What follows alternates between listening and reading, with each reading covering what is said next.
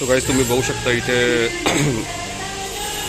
बऱ्याचशा मूर्त्या छोट्या छोट्या स्वरूपात पण आहेत. सो तुम्ही म्हणजे या मूर्त्या पण घेऊ शकता इथून बुक करून. पण मोस्टली इथे म्हणजे आपण या गणसंकुलमध्ये जे आलेलो आहेत खातू सरांच्या म्हणजे या कारखान्यात खातू सर किंवा बरेचसे इथे आहेत कलागंध आर्ट्स वगैरे. सो इथे तुम्हाला मोठ्या मोठ्या मंडळाच्या मूर्त्या बघायला मिळतील.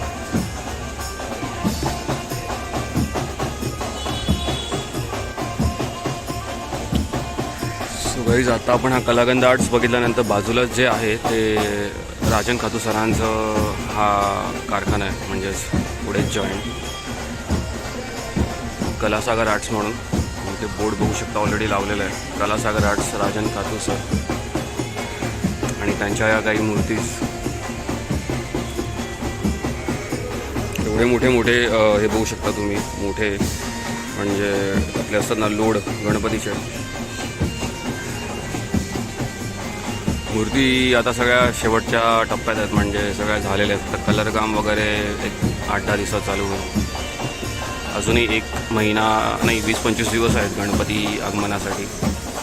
जे काही पुढच्या शनिवार जे गणपती निघणार आहेत त्यांचे काम फायनल टप्प्यात चालू आहे. 24 तासाचं काम चालू असतं.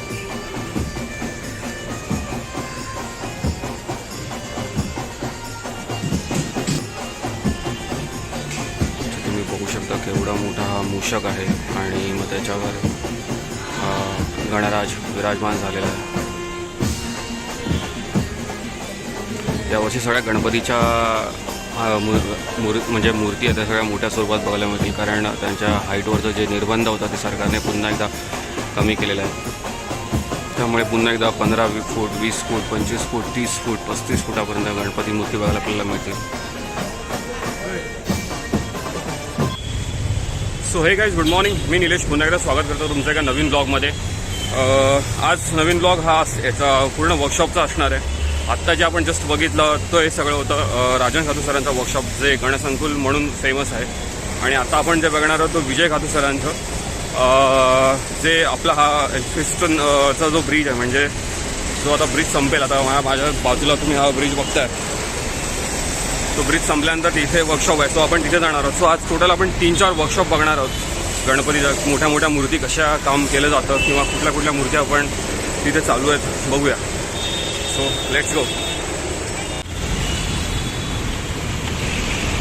सो गाईज हा आहे आपला लोअरपरेलचा म्हणजे जिथे पहिले खातू सरांचा कारखाना होता तोच. पण आता इथे खातू सरांचा नसतो. खातू सरांचा पुढे आहे तो पण आपण बघायला जाणार आहोत. सो आहे कुणाल डिंगलकर सरांचा कारखाना. आणि इथे पण काही म्हणजे उमरकडेचा राजा झाला किंवा ग्रँड रोडचा राजा झाला अशा काही इथून काही गणपती निघणार आहेत.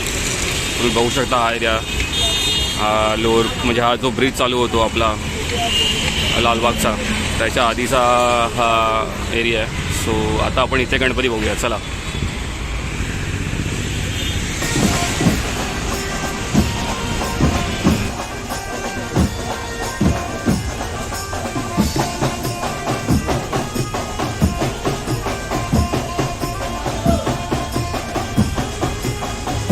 काहीच तुम्ही बघू शकता आत्ता मी आलो आहे लोअरपरेल वर्कशॉपला जिथे म्हणजे पहिले खातू सरांचं होतं ते आता ॲक्च्युली कुणाल डिंगलकर सर सांभाळतात. आणि हा तुम्ही पाठ बघू शकता देव माझा म्हणजेच उमरकडेचा राजा जो आपण लास्ट व्हिडिओ बनवलेला पाठपूजनाचा. सो जो देव माझा हा डोंगरी म्हणजेच उमरकडेचा गणपती आहे तो इथेच विराजमान होणार आहे ह्याच पाठावर.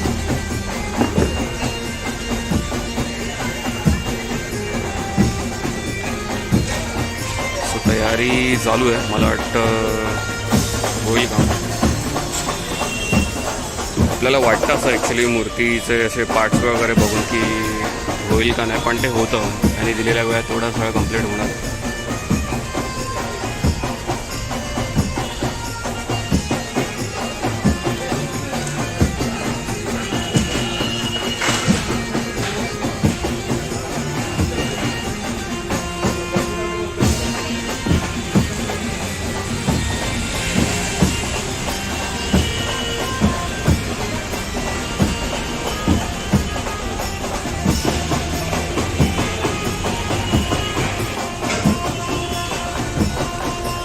गाईज इकडे स्लेटर रोडचा राजा ग्रँड रोड म्हणजे स्टेशनच्या बाहेरच जो गणपती बसतो तो पण आहे, त्याचा पण हा पार्ट आहे.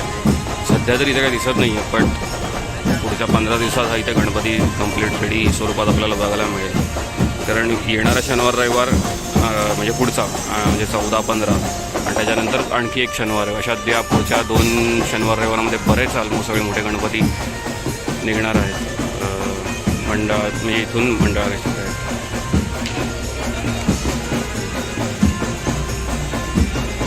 सो हा एक लोअरपरेलचा कुणाल डिंगलकर सरांचा कारखाना.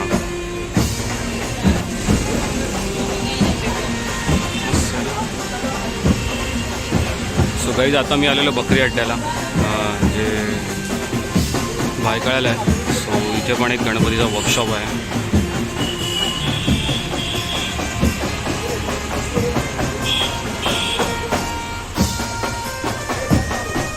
सो गाईज तुम्ही बघू शकता हा लक्ष्मी कॉटेजचा लंबोदर.